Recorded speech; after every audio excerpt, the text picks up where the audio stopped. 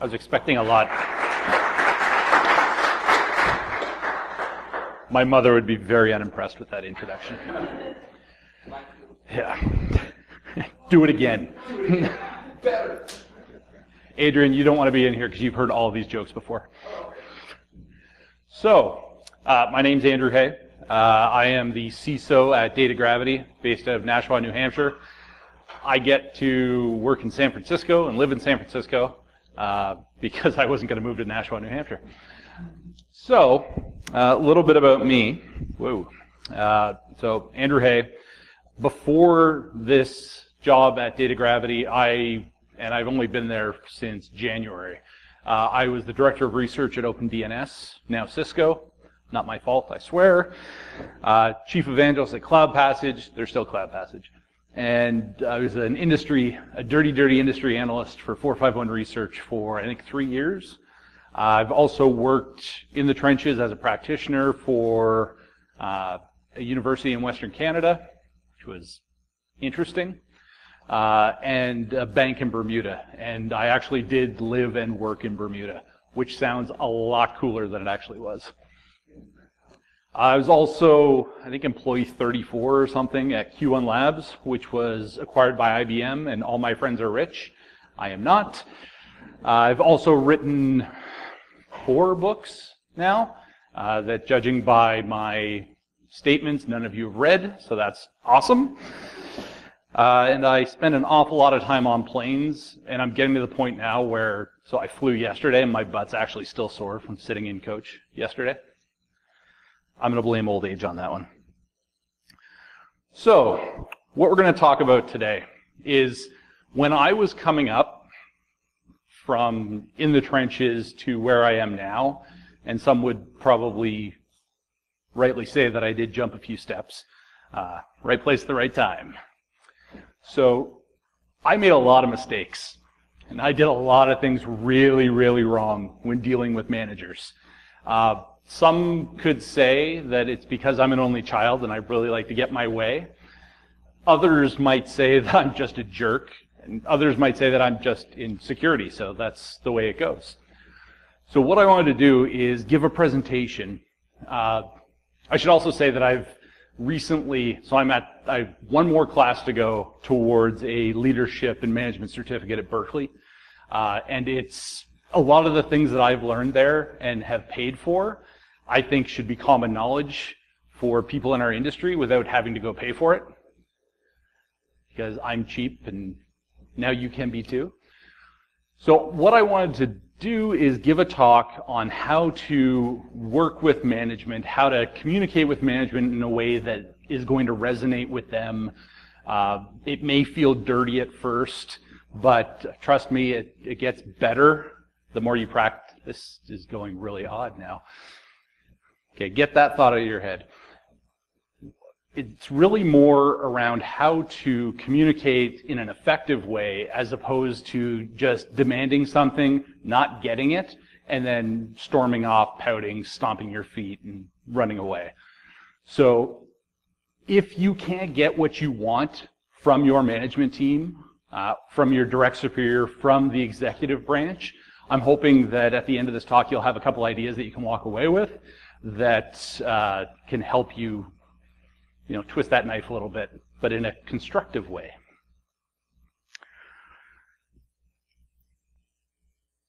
So I'm going to go through a couple of things here. Sometimes they're thought of as biased views towards the practitioners and the biased views towards the management tier, I'll say. And one thing is complaining. So we as security practitioners, we love to complain and say that it's constructive criticism or it's the right way to do things because, we are the people, we are the boots on the ground, we are the ones who are seeing everything as it burns to the ground. So we know what's going on. Therefore, we should be trusted when we come to management to say something. Does anyone disagree with that? Well, first, are there any managers in the room currently? Do you disagree with that? Yes? Yes? No? Sometimes? Okay. Practitioners are very close to the technology. Now, I'm not saying that we as practitioners, or you as practitioners, believe that technology is going to solve everything, but we work with technology on a daily basis, so we know what the capabilities are, we know what can't be done with technology, what has to be done with people, and we just understand that because we deal with it every day. When we think of objectives as security people, we think, all right, we are hired to protect the business and all the constituents from harm. We want to make sure that the business keeps running, and if it keeps running and it is safe and secure, then we've earned our paycheck. Hopefully. If not, then you probably just don't want to be working where you're working. But that's the ideal view. So our measure of success is, continuity, privacy. It's going to be achieved in a continuous fashion. So when we hear compliance audit and someone checks the box and you get like the nice little gold star that we've, hey, we're PCI compliant, you're like, that doesn't matter. As a security person, it's like, no, not all that important.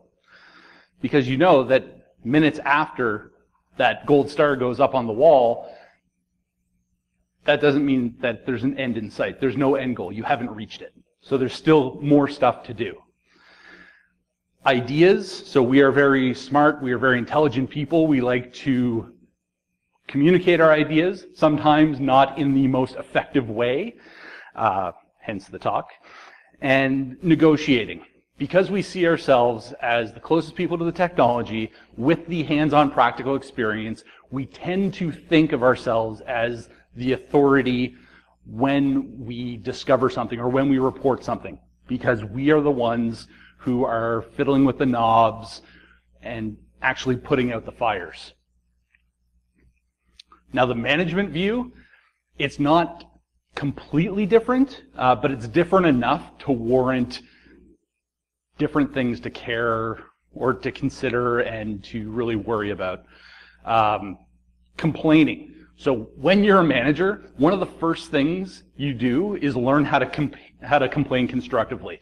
And this is either through like formal education, through workshops that when you're going through feel like the dumbest thing you've ever been through. I've been through a lot of them. They're infuriating. But you are communicating on behalf of the business, and your job is to make the troops understand. You're passing down the word from the top of the chain, and you're trying to make them understand in a way that is constructive and not inflammatory. So technology, as manager, if technology goes away tomorrow, can you still do your job? Can you still produce the widgets? Maybe. In all likelihood, no. But that thought of we just use technology to speed things up, to make things more accurate, to make our supply chain go faster. It really is a means to an end.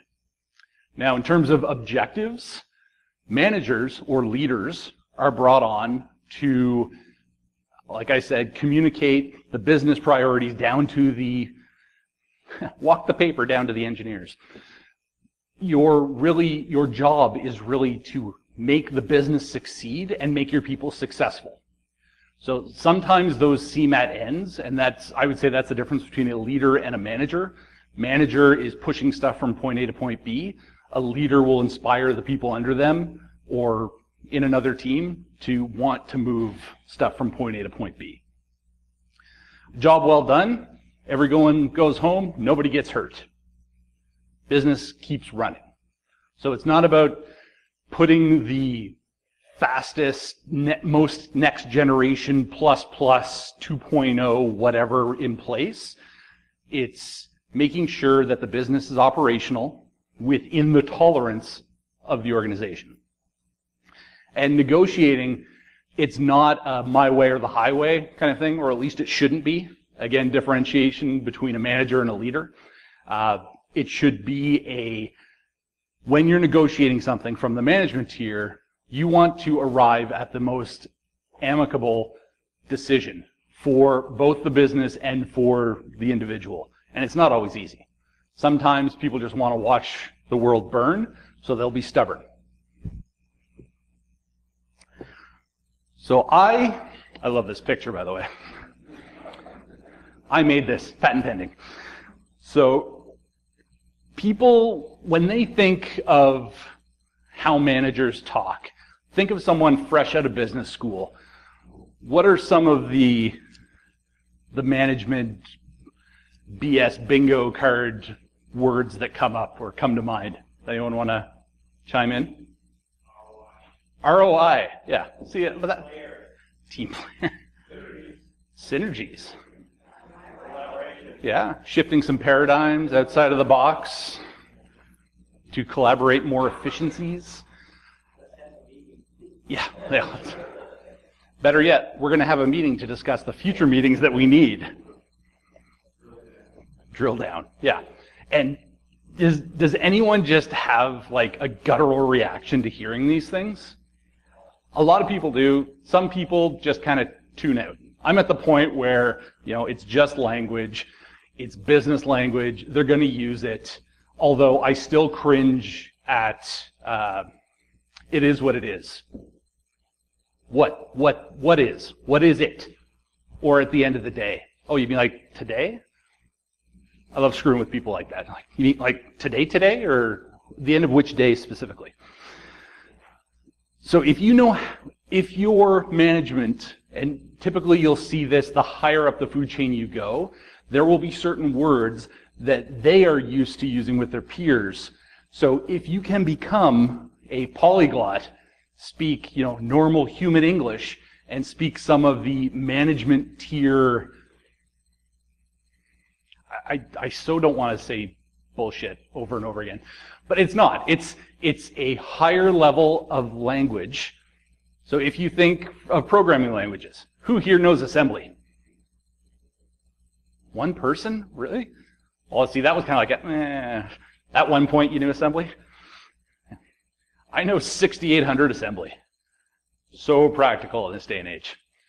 But I also, I know Ruby and Python. Those are higher level scripting languages, where assembly is a low level language. So they are different. Can they be used to do the same thing with a little work? Yes. But you can still get the job done, presumably, with either. Unless you hate Ruby and then you're just a jerk, because sometimes I want to use Ruby instead of Python. So just think of it as a different communication style. So here are some of my favorites that I've heard along the way. Low-hanging fruit. A lot of words and whimsy to describe something that's easy. And it's true. Like, oh yeah, vulnerabilities. Well, let's get rid of all the low-hanging fruit, or let's prune the tree of low-hanging fruit first, and then we'll what? Go apple picking in a bigger orchard? All right. FaceTime. So unless, like my mother, who says FaceTime meaning Skype, Google, whatever, like any sort of communication medium, FaceTime usually just means a face-to-face meeting. But clarify. Let's take this conversation offline, or touch base later. This is a very careful way of saying, I don't want to talk to you about this right now. It's much more polite. Let's take this offline, or this may not be the time to discuss this. Let's put a pin in this and circle back. Think outside the box. There are so many thoughts outside of the box in this day and age now because of this stupid phrase. But really, it's just think of a different way to do something. So living in San Francisco, I can walk a block and probably hear pivot about 6 times. It's really the best way to communicate that the first idea sucked. The second idea was kind of iffy, so we changed our mind and we're going to do something else. But it's made its way into the business dictionary as a proper term. Like, oh, we'll just, if it doesn't work, we'll pivot. Or we'll pivot on this idea and do something else. Paradigm. It's ubiquitous now. Paradigm, it's just a model to get the point across. Most managers use it as a model to explain what a paradigm is. So it's a paradigm of paradigms. Deep dive, peel the onion. I hate the peel back the onion, defense in depth methodology, blah, blah, blah. It's really just a detailed overview or a thorough examination of an issue. Feel free to print these off and put them in your cube or your office, by the way. Boil the ocean.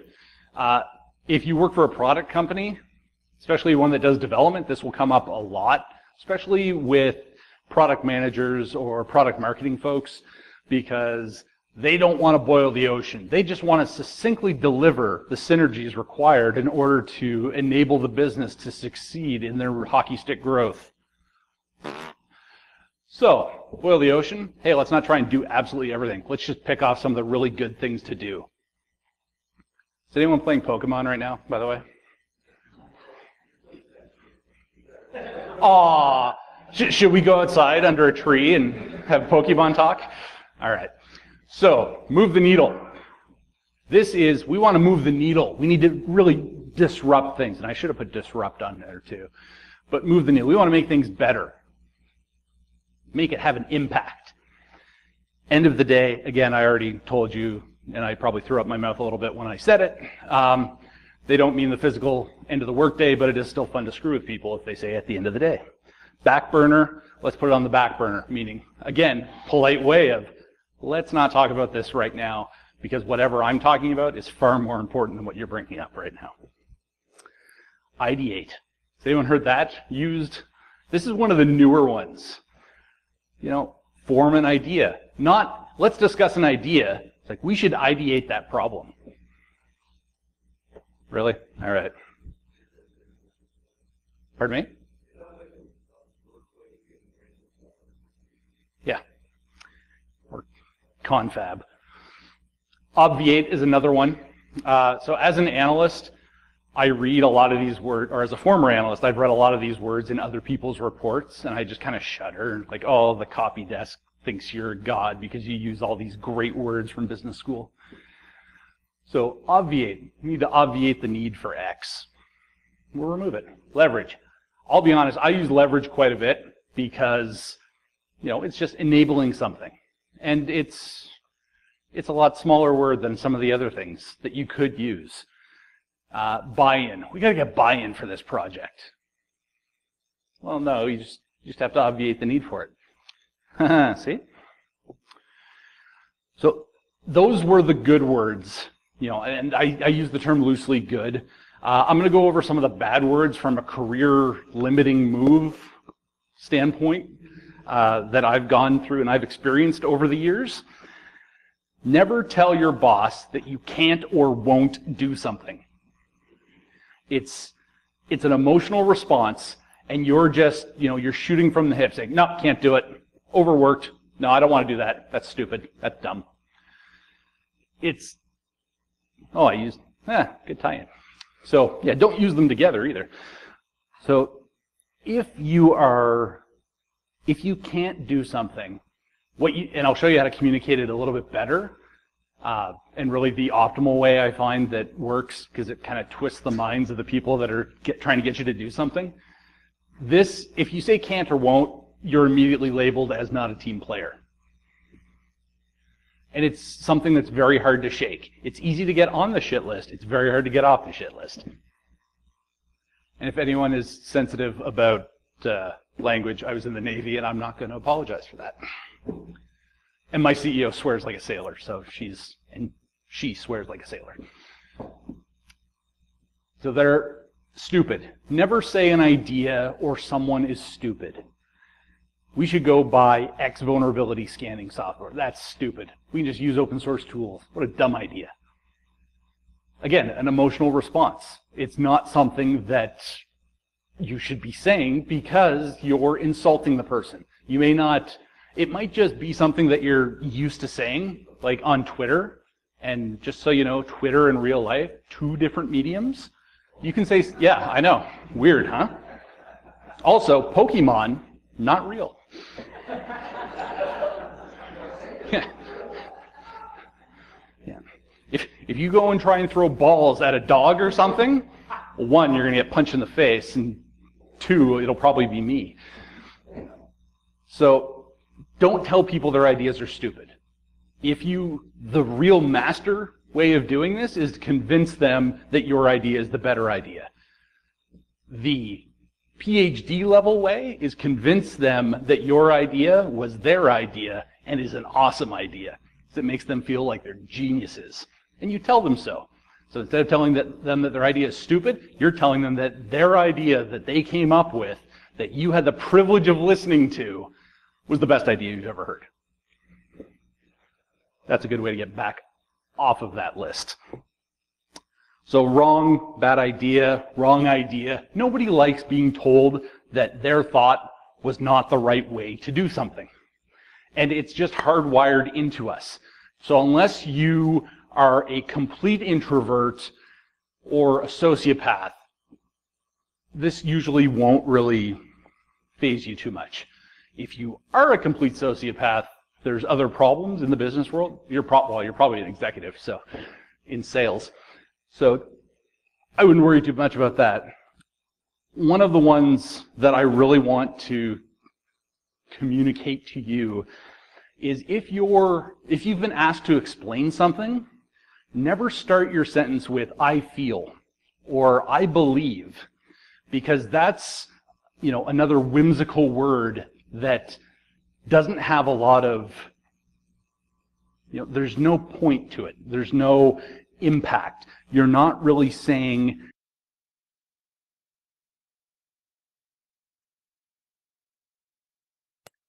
Hi folks, I'm Geek here.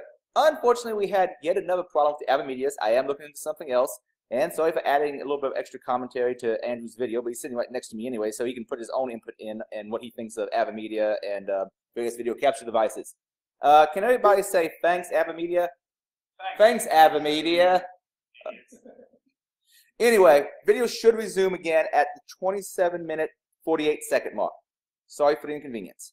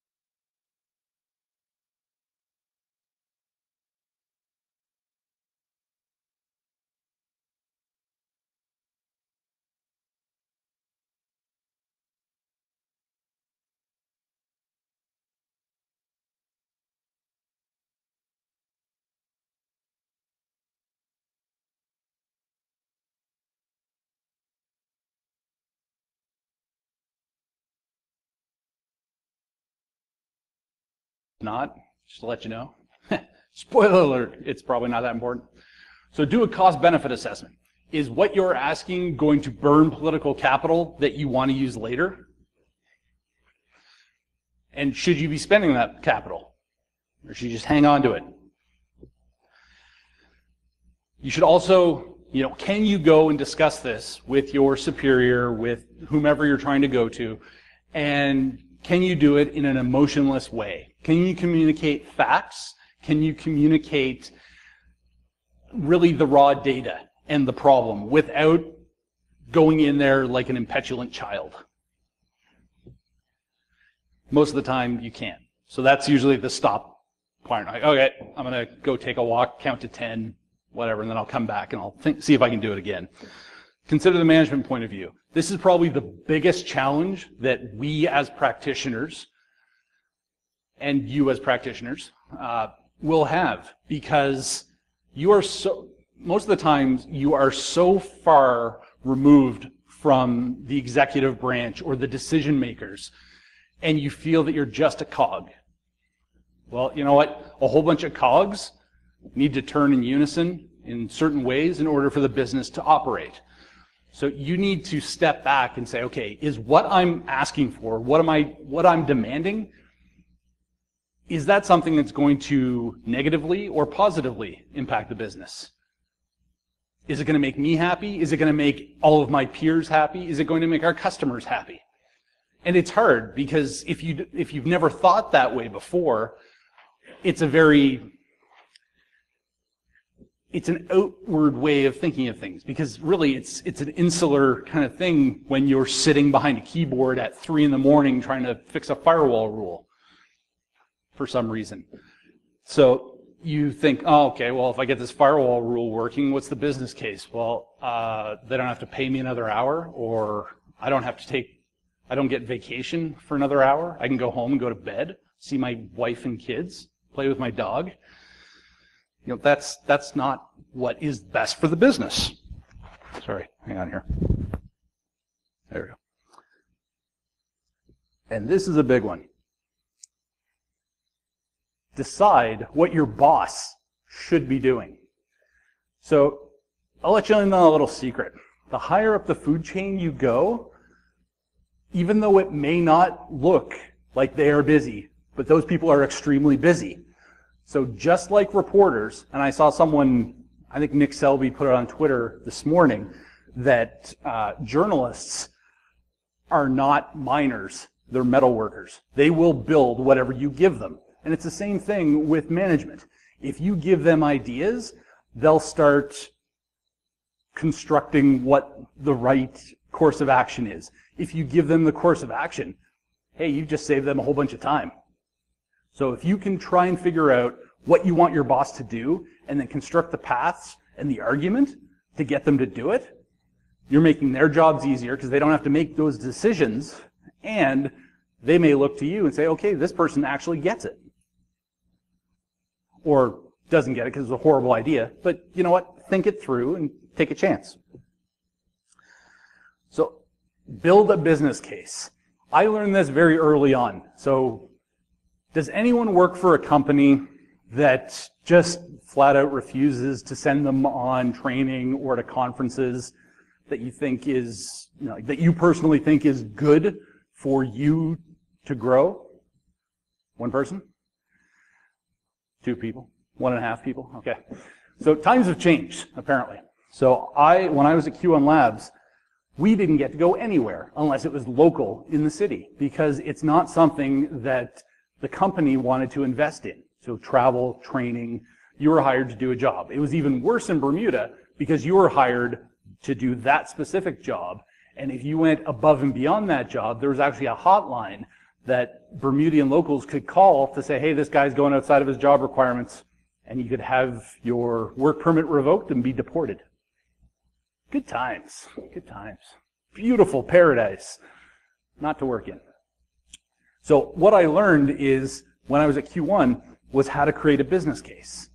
And I'll go through the example in a little bit, but it helped communicate what I wanted to do and outlined all the costs associated with it. so that my manager could look at it and say, yep, that's in the budget, let's go. Or that's not in the budget, but it's discretionary, not a big deal. Focus on the facts. Again, this is where you're disconnecting from the emotions. You just want to say, this is the factual information. And this will all come together in some examples, I promise. Look forward. Don't look backwards when you're going through this. If they said no, don't focus when you're coming back a second time that they said no the last time. Just focus on the optimal outcome. What's going to come? How this is going to benefit you in the future and the company, et cetera, et cetera. Don't focus on the past, or don't dwell on the past. And the last one is that if this is a group problem, and that arguably this could be further near the beginning, but if it's a group problem, take group action. So you don't go to the manager and say, hey, I think we should do this because I believe it's best for the group, and here's why. You said, you know what, we all got together, we decided that out of the team of 5, these are the areas that we need training in, and we believe that Bob and Suzanne should go. We don't feel we all need to go because they'll come back and they'll share that information so that we don't have to all go out of the office and cost the company a fortune. So wanting. My grandmother used to say, and I guarantee you someone in this room, their grandmother or grandfather said this at one point. So as an only child, I wanted a lot. You know, I wanted the new toy. I never got the G.I. Joe aircraft carrier. I still want that to this day because I never had it. I could never get it. It was too expensive. So my grandmother used to look me in the eye and say, Andrew, you can want in one hand and shit in the other and see which one fills first. And to this day, I still think about that when someone says they want something, because it's true that, you know, you can say, I want something, I want something, I want something. Or you can just, hey, tangible, I've got that now. So you need to really differentiate between a need and a want. Do you need training or do you want training? Do you need to go to the conference? Do you want to go to the conference? Do you need a vulnerability scanning tool, or do you just need to use what you already have? It's hard to distance yourself from that decision, because if you really believe that it's something you need, then it's hard to not convince yourself. So talk to some of your peers and say, hey, do we really need this? I think we need it. Do we think we need it? Or is this something that we would want to make our jobs easier? Come on. So here's a little flow diagram. Does anyone here not have a sim in this day and age? One person? The guy who doesn't get to go in training? Should ask for sim training. So, I need a sim to do my job. I need it. Absolutely need it. Regulatory compliance. This is usually a very good deciding factor. Does something mandate that I have to have this? Yes. Okay. Do we have anything that can't do this now? No, we have nothing. Are you sure that you don't have a tool that already does this? Yes? Then you need a sim based on the compliance run. Do we have something that already does it? Oh, well, you just want a new sim. You want a new toy to make my job easier. So start thinking like this. And obviously, you don't have to create a flow chart for every decision you make. You'd never get anything done. But just start thinking about it. You know, can I make do with what I have? And even in talking to management, you can say, you know what, I know we don't need a sim right now, but for the following reasons, we believe that this would help you meet some of the business objectives that you've lined out for this quarter. And then they think, oh, I do have objectives that I need to meet for this quarter. I'll get to that in a little bit. So negotiating. I'm going to zip through this because this could be an entire talk. Has anyone ever taken any negotiating classes in business school? Or they are fun. And everyone uses the same business cases when they do negotiating. And most of them come from Harvard Business School. And they just keep reusing them because they're really, really good. So you should only go into a negotiation when you don't have the power to bend someone to your will. So if I say to you, hey, that laptop's mine now. You're going to say, no, it's my laptop. So we negotiate. Say, I won't drag you out to the parking lot and beat you in within an inch of your life if you give me the laptop. And I kind of know how that negotiation would end up, but I digress. So you need to actually follow steps in order to go through your negotiation. And this becomes very important when you are trying to bend your manager or your teammates to what your idea is. So there's two types of negotiations. There is distributive, where there's one winner, one loser. So I get a laptop, you don't get a beating. Someone would argue that that is win-win. Actually, yeah, that would be integrative. I'm glad we're not doing reviews on this because I threaten the audience. So distributive is really, you know what, I'm not going to negotiate with you so that we can come to a common term where we're both happy and we hold hands and skip away off for a beer because we're both happy with the outcome. It is, I'm going to win, you're going to lose. And this is, unfortunately, what a lot of practitioners go to their management team with. This is the way it has to be. And they're like, no, that's not the way it has to be. Well, let me tell you the way it has to be. There's going to be one winner, there's going to be one loser. Integrative is probably the most beneficial negotiation. So actually, you know what, a great example of distributive negotiation? Who here has recently negotiated a salary for themselves? And you've got a lot of problems. Yeah, so when you go and you say, okay, how much do you want? And you say, well, I want what's fair. Oh, well, we're willing to offer $85,000 a year. Like, well, but I asked for $150,000 or $175,000 a year. Yeah, we're only doing $85,000. That's kind of a killer because can you negotiate? They're not willing to negotiate, so you have to either accept their 85, which a lot of people will do if they don't have a lot of options, or see if they'll throw in some additional things, because they always have. There's always wiggle room. When they say 85, that's an anchor that they set. I'll talk about that in a minute here. Where integrative is where you go to, let's say, Chinatown in New York City, and you see a purse. I'm going to warn you, I don't do a lot of purse shopping, so I could get this very wrong. And you go to the person and say, how much for the purse? And they say, $10. Okay, well, you know what, I think it's only worth $2.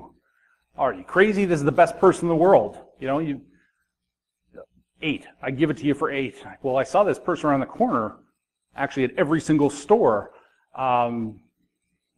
I'll give you $4 for it. And then it's like, all right, you're killing me, $6. And then finally you finish at like $5.50 or something like that. They look upset, you look upset because it was so hard to get your price. But everyone walks away relatively happy. The store owner covered what their cost was, plus a little bit of profit, and you didn't have to pay the full value. That is an integrative negotiation. Whereas if you watch Pawn Stars, it's rarely ever integrative, because they just try and screw everybody. So BATNA, best alternative to a negotiated agreement. If you do not have a BATNA going into any sort of negotiation, you're ill-prepared. So if you go, I'll just pick an example. Vulnerability scanner. We have to have a vulnerability scanner. Here is the use case.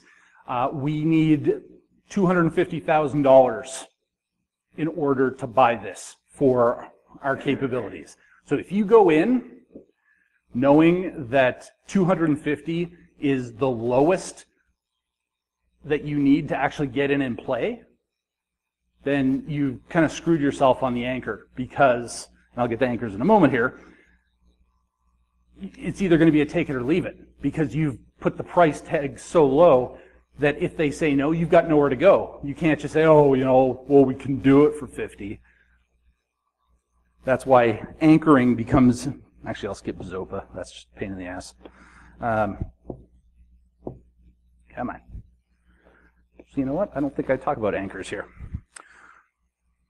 I could have swore I decided to talk about anchors. So this is an anchor. This is an anchor. This is an anchor. This is an anchor. So when you are going into a negotiation, let's say for a salary, and you say, I want 200,000. Oh, well, so this is, well, yeah, you're the buyer. I want $200,000. They'll say, well, you know what, we can only offer you $100,000. Okay, well, what I really meant was I wanted 150. So you start negotiating. If you go above, so you set your anchor. This is what you want. You would love to have this. This anchor is in your head, your walkaway price. So if 85 is still above your walkaway price, maybe you're this close to living on the street and you need a job, any job, you might say, okay, I'll take the 85. But if your walkaway value is 90 and you know you can get a job somewhere else for 85, they offer you 85, well, that's below your walkaway. And you just say, nope, not going to do it. Sorry. Not interested. That's far too low. But it's all based on your alternatives. And if you don't have alternatives, then you're really handcuffed in the way you can negotiate these kind of things. So I'm sure you've all heard of the Scotty principle. If not, how much refit time till we can take her out again? 8 weeks, sir. But you don't have 8 weeks, so I'll do it for you in 2. Mr. Scott, have you always multiplied your repair estimates by a factor of 4? Certainly, sir. How else can I keep my reputation as a miracle worker? Your reputation is secure, Scotty. So if you think about that from a negotiation point of view or a business need, business want, the anchor was 8 weeks, but I'll do it for you in 2. Meaning that Scotty could probably get it done in a week. But 2, he's buffering out a little bit. Ordinarily, if it wasn't a dire situation, it would be 8 weeks. He could take his time, he could do it right, et cetera, et cetera. And the same thing goes with any sort of negotiation you should be doing for product purchases, for training. This will make sense in a moment here. So in order to negotiate, you have to be prepared to walk away from the negotiation. Sometimes that's not easy to do or not possible. As such, that means that your best alternative is very weak. So you want a strong BATNA, best alternative to a negotiated agreement. And if you can quantify it even better, sometimes it's more of like a personal life choice or desire. That's hard to quantify. It's a little intangible. So now some examples. So we need to buy X tool, product, service. Has anyone gone to their management team and said, we need this before? Yeah. And you got it right away, right? It's like, yeah, sure. Unlimited budget. Hey, let me shake the money tree. We'll get that. So this is a bad approach. I need this vulnerability scanner to find vulnerabilities. Probably not, but all right. Better approach, we should look at evaluating this tool as it may provide valuable information that may make the objectives outlined in your vulnerability management program more readily achievable. So again, we, meaning you and the boss and your coworkers, objectives outlined in your, or you could say our, vulnerability management program. If you say your vulnerability management program, you're saying, hey, I know this is important to you and it's one of your objectives. It's important to all of us, but it's specifically important to you. I want to help you make things better. If you say our, it means that you have a vested interest that you're communicating to them that it's important for everyone. The better approach, I find, is that initial piece plus this bottom one. We could research this and see how it might improve our overall security posture and include a cost-benefit analysis to surface any savings that may result from its implementation. You're hitting them where it matters, in the wallet. Hey, we're going to spend some money on this, but I'm going to put together a spreadsheet that shows you how much we're going to save over time. And I guarantee you, if you go to the vendor and say, hey, I need this, they will have a canned one that they can just whip out. So most of your work's already done. You just need to cutesy it up a bit.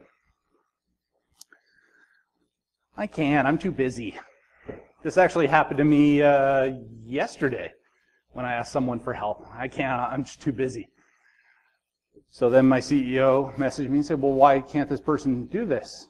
Like, they say they're busy. I know that they're working on something for one of the other executives. And the response was, no, he's not too busy. He can help with this. This is dumb. Go talk to, we'll make this happen. If he can't do it, we'll just get rid of him. Like, whoa, slow down. You know, it's not that important. So if you say, I can't, I'm too busy, again, emotional response. Just, I'm really busy right now to even answer your question of whether or not I can help you with this. So based on the current workload and the availability of resources, we'll have to decide on what the priorities are. So collaborative, negotiation, integrative. We're going to work on figuring this out. Even better, so to put it back in the management sphere, have any of our tasks been reprioritized by the business? Are there any time constraints or pressing business needs that we need to account for? This is important. This will take your manager a moment to sit back and think, okay, well, is there anything more important? Yeah, we do have all this other more important stuff, so let's deprioritize this stuff that I just asked you to do, and we'll focus on this stuff. You're right. Good thinking. So I work my ass off and I deserve training or whatever. This is for you in the burgundy shirt. Training, raise, and promotion. Let me guess, you haven't been promoted in a while either? No? Oh, all right. So you told yourself you could come? That's how it worked? Awesome. So we've been leveraging, keyword, current skills of the team, not just you, of the team, to complete our objectives, but there may be certain deficiencies we could eliminate through formalized training. So you're saying by learning something new and bringing it back into the organization, we can make the organization better. So the sum of all of the parts means the whole is going to be that much better. Even better, so the good approach plus, here's a recommended list of formal training courses. That's a typo. A breakdown of associated expenses and a detailed summary of the ROI as it maps to your 2016 security program objectives. So you're putting this in their lap saying, here are the things that we should do based on this list. Here's the return on investment based on what the vendor's telling me, what whomever's telling me, and why it's important, and how it's going to make the security program that you are in charge of that much better. So you should really work towards becoming a business language polyglot. It's not easy. Like I said, it does feel dirty at first. And it's not like you have to go start talking to your spouse about, leveraging the meatloaf to synergize the potatoes. It's not, that doesn't happen. Pardon me? You can try. So has anyone ever heard of time boxing before? Like time boxing a conversation? So you're putting constraints on how long a conversation is going to go. I worked with a guy who learned this in Agile training, and then he tried to constrain his wife's conversations about her day at work. We'll time box this. You have 15 minutes to tell me about your day, but after that, we're going to move on to something important. Did not go well for him at all. Not a good plan. So use business language like cursing and swearing. There's a proper time and sometimes a negative impact associated. If you look at that complaint methodology kind of chart that I built, go through that, obviously refine it for your problems, your issues, and really your own style of how to communicate things. And make sure that if you have to negotiate, because you will have to negotiate with terrorists. That's just the way it is. You have to know your BATNA, best alternative to a negotiated agreement. It just kind of rolls off the tongue after a while. And you need to know your BATNA because you want to make sure that you don't get less than what you're willing to accept. And it takes practice. And honestly, if your local college, like community college, university college, whatever, if they offer a negotiating class, they're generally not going to be that expensive. I suggest taking it because if you want to think of it a different way, you're learning how to social engineer management, which sounds a lot cooler than negotiating your BATNA. You're trying to bend them to your will, and they will give you the tips and tricks on how to actually do that. It's great. You can really screw with people. How many minutes? 10 minutes? 40? All right. I tend to ignore just letting you know. These are some books that if, very, very quick reading. Negotiation. This is what they teach at Harvard Business School. So you can save yourself a boatload of money just by getting this book. It's only like about that thick, maybe 200 pages. Influence by Geraldini, I think is how you say his name. Very good book. And Getting Past No. This is a really good book. If your boss says to you, no, we're not going to do that all the time, this will help you social engineer him to get that no into a maybe and eventually into a yes. So with that, and with only like 75 minutes left of time, does anyone have any questions? Yes?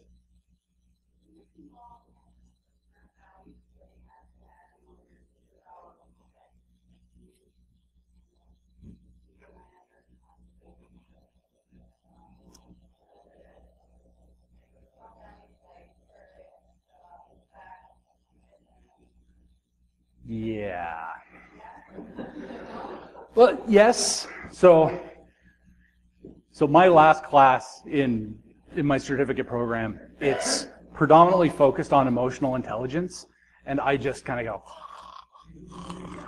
go, it's very touchy-feely, it's not tangible. I'm used to working with data and analyzing things analytically. But to your point, yes, the methodology can be used in the same way. If you think about it, most of these people that have written books and that have developed these methodologies or paradigms, we're probably all in class together at one point or another and have read each other's work. And they just say, hey, you know what? That's a cool idea. I'm going to give it a new name for this model, and I'm going to change it up a little bit. You see that a lot with, especially the emotional intelligence stuff. It's very similar. But yeah, you're right. It's similar. One thing you hear in your BATNA strategy is your walk away point. You keep walking away after negotiating and still as well as your experience point? You can, provided you are actually willing to walk away. So you can feign that you're going to walk away in the hopes that someone's going to come back and say, hey, you know what, you were right, let's come back to the table. That may not be the case. So if you have to be prepared to physically walk away and never go back. And sometimes that's not easy. At times it is a negotiating tactic. It happens in politics all the time. In the enterprise, though, it's a little bit harder because usually your walk away point is, I'm going to quit. And I'd be like, all right, see ya. Oh, no, I didn't really mean that. I don't want to quit. I just wanted to talk about this more. Like, no, you quit. See ya. So you really have to be prepared to walk away. You got a log rolling? All right. Okay, cool. So I'm going to be around the rest of the day and all day tomorrow.